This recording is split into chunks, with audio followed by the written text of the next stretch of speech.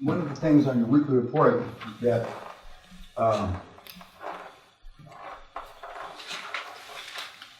is sometimes, I guess, misunderstood. Okay. What I mean, the only easy day was yesterday. That's what the Navy SEALs say, I'm told. That's because of the pain, the heartache, the sweat. You allegedly, well, maybe not in the SEALs and some of the training, some of the guys have gone through, myself included, you didn't get to sleep, but yesterday still seems easier because you're not getting pounded. And but heretofore, unless you've been through the training like this, and I mean, you haven't experienced that. You haven't had the constant pressure, onslaught of pressure.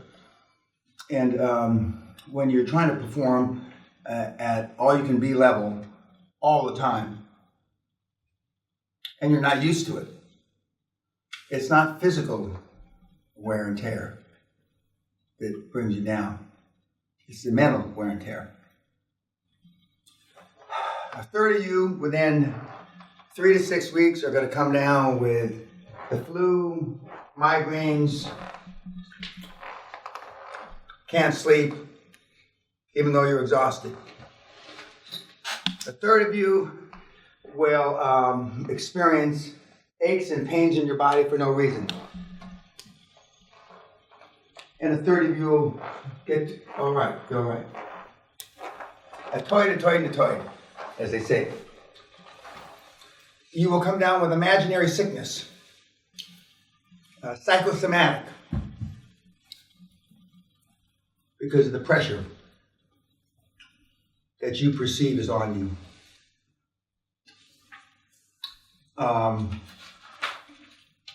I say on the commitment tape that I resurrected after 7 years and not looking at it really. It's on now on social media. I think I told you guys, the more I was ranting and raving about the difference between commitment for you and commitment for me, I went from 11 or 1,200 people on the blog, 900, 800, 700, 200. And they weren't even in the room. They were just watching me. They weren't in the room.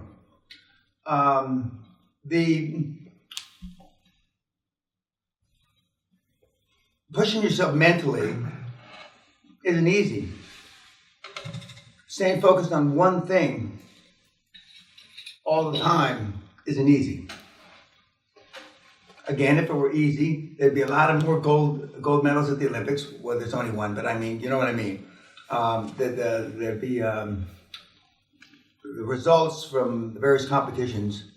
Did you ever wonder, maybe you didn't, in American football, as opposed to kicking the ball, European football, when they get to the playoffs, and they get to you're trying to qualify for the playoffs, and then they've got the Western and Eastern leagues, and they've got the two, all those different divisions, okay. And on the weekends, these guys seem like the quarterbacks could march up and down the field at will to score. I mean, at will. They're just marching down the field at will. And sports psychologists know the answer. And the answer is that the regular seasons aren't played at full bore. The regular seasons, even though they get paid a lot of money to play and give us entertainment, allegedly, they're not playing at full bore. Full bore meaning 100%. They're paying at 60 or 80% because they're worried about injuries. You know, they don't want to get hurt. They want to make it to the playoffs. But in the playoffs, it's, all bets are off. We either do it now or we don't do it. So the scores, are normally higher. 58, 52, 48 is not unusual for an American football playoff game. High scores. And they seem to go up and down the goddamn field like just they're playing against junior high school kids. Both ways. Because they're going all out. They're going out because there isn't going to be a tomorrow. The point is, when there's no tomorrow, your decision-making process is different. When there's no tomorrow, You go with balls to the wall. Does that relate to, I mean, everybody, even though English isn't primary language, balls are all out. You leave nothing on the field, they used to say. They used to teach me, Peña's got nothing, so he got nothing to leave. I told you earlier, Peña, you're so fucking slow, they ought to put the other team's uniform on you. Now just imagine you little snowflakes if they told that to your kids or you. You're so fucking, that means you're so fucking bad. You're so fucking pathetic. You're so fucking incompetent. We might as well put you might as well wear the other team's uniform, Peña. Shocking, isn't it? Fucking shocking. But they rolled off, like water off a duck's back. Because that wasn't the worst thing that happened to me. When I played American football, they used to use me as a tackling dummy. They put me in the ring that you see, the circle, and 10, 15 guys would be around, and you'd have the ball, and they'd keep on hitting me until I dropped it. They'd get up, tackle me, hit me again. For hour after hour after hour. It knocked me unconscious. Shocking, actually. Bloody shocking. When I told that to the Brits when I first got over here in the early 80s, they said, just like I'm saying, bloody shocking. And you put up with it, Mr. Peña? Bloody shocking. I'm gobsmacked, actually. Well, you put up with it if you wanted to play football, and I had little or no athletic ability, so the best thing I could do is be the tackling dummy. Lord ass, you look like a good tackling dummy, fatso. And they'd knock about 30 pounds off you in a fucking week. And it's a black man that I'm slagging off, just in case you missed it. Shocking, actually. But when everything's on the line, and these deals, some of these first deals, everything's going to be on the line. If we don't get this deal done, my chairman's going to walk. If we don't get this deal done, PwC, E&Y, or our accountants are going to walk. This is what you're thinking in your little pea brain. Really, they're not going to walk because you got them hooked right by their testicles. Because if they walk, they're not going to get fucking paid.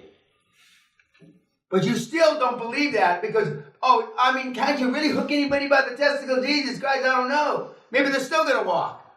Maybe I'm going to be the first fucking weenie snowflake that they walked out on Peña devotee. That's what's racing through your little fucking insecure, lack of self-esteem brain. You're going to be the first motherfucker that they walked on and left a $500,000 fee on the table. They're not. No matter if they despise you, Bill, they might think that you're white, waspish fucking ass. They may hate the fucking look of you. I could get to hate you just by looking. But you remind me, with longer hair, you look like Pence. But I like Pence. Okay? Vice President Pence. Okay. But that's what you're going to think. You're going to think, oh, this doesn't work for Chinaman. No, Dad. I know he lived in China. I know his son speaks Mandarin. No, but I don't think so. Even if I gave you Ting Wing 1 and Ting Wing 2, my two Chinese lady partners, which have bigger balls than the guys, I might add. Tough little bitches. But that's what's going to run through your head. So you're going to go like you didn't have another breath in your body. Which is good. And then you're going to get through it. And you're going to have dodged all the bullets like Teddy Roosevelt. Fuck. This may work. This shit may work. But you're going to think it's just by accident the first time. We'll end it on that, YouTube.